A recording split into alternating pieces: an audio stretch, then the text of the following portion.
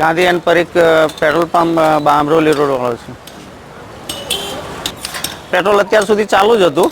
હમણાં થોડી વારમાં અમારા મર્યાદિત સ્ટોક પૂરો થઈ ગયો છે. અમારી ગાડી રિફાઇનરીમાંથી નીકળી ગઈ છે, પણ આ ડ્રાઈવરોની હડતાલના હિસાબે રસ્તા વચ્ચે ગાડી રોકાઈ ગઈ છે.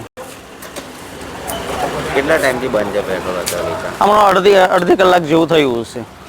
3:30 વાગ્યાની આસપાસમાં ખલાસ થયું છે. શું નામ તમારું? મારું નામ ભૂપતભાઈ.